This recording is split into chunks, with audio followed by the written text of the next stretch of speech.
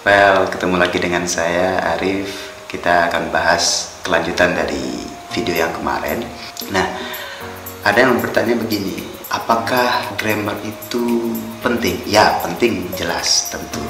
Tetapi apakah kita harus bergrammar dalam setiap kali berbicara?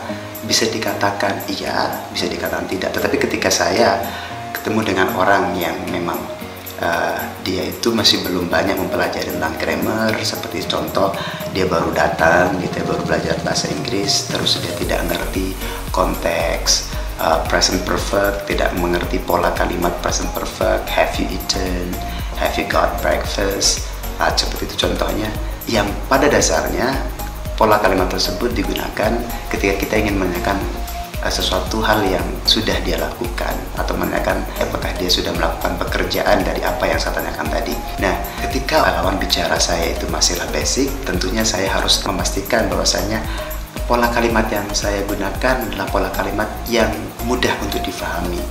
Bukan berarti saya tidak ingin menggunakan kalimat itu, akan tetapi karena tujuan dari komunikasi itu sendiri adalah tersampaikannya ide, gagasan ataupun opini yang ingin kita sampaikan kepada orang lain, maka yang menjadi poin penting bukanlah the language production that we use. Contoh misal grammarnya yang tepat apa, terus pengucapannya seperti apa, bukan itu jadi hal yang penting, tetapi bagaimana kita mampu membuat lawan bicara kita tersebut memahami maksud kita, meskipun kita harus membuat pola kalimat yang sederhana, yang memang seharusnya kita menggunakan pola kalimat yang lain yang lebih tepat. Tetapi karena pertimbangan itulah saya menggunakan pola kalimat simple present, karena ketepatan lawan bicara saya ini masih sampai materi pembahasan atau pembelajarannya sampai topik itu. Sehingga misalnya contoh begini, do you finish eating? Itu memang terkesan aneh begitu ya. Namun ketika itu akan jauh lebih mudah difahami, maka saya akan menggunakan pola kalimat tersebut. Contoh halnya begini, kita ingin menyampaikan pesan baik atau informasi baik kepada seorang petani yang mana petani tersebut bukanlah orang yang berpendidikan. Kita simpulkan saja, Pak petani itu tidak terbiasa dengan penggunaan kata-kata ilmiah. Contoh halnya kata rekomendasi. Pada saat saya sedang berkomunikasi dengan petani tersebut, saya mengatakan begini, Bapak, saya rekomendasikan untuk menggunakan pupuk ini.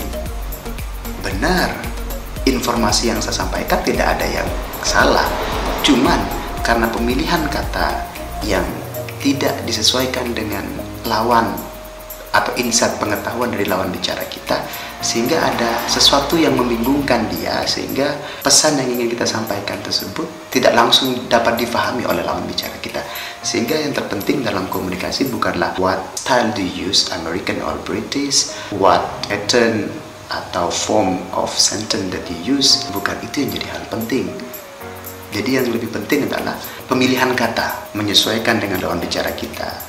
Atau contoh lain, lagi di suatu acara, misal contoh yang mana dihadiri oleh para siswa atau mungkin mahasiswa yang memang di situ lingkungan pendidikan, sehingga kita akan lebih baik ketika kita menggunakan kata-kata ilmiah karena kita harus menyesuaikan. Jadi tujuan komunikasi adalah tersampaikannya ide, gagasan ataupun opini kepada lawan bicara kita, bukan menunjukkan how good our pronunciation, how good our grammar. Karena pada pronunciation tidak ada kategori pronunciation yang bagus itu seperti ini, grammar yang bagus seperti ini. Maksud saya yang bagus itu, yang pronunciation yang bagus itu yang itu terdengar halus dan tipis, tidak ada definisi begitu.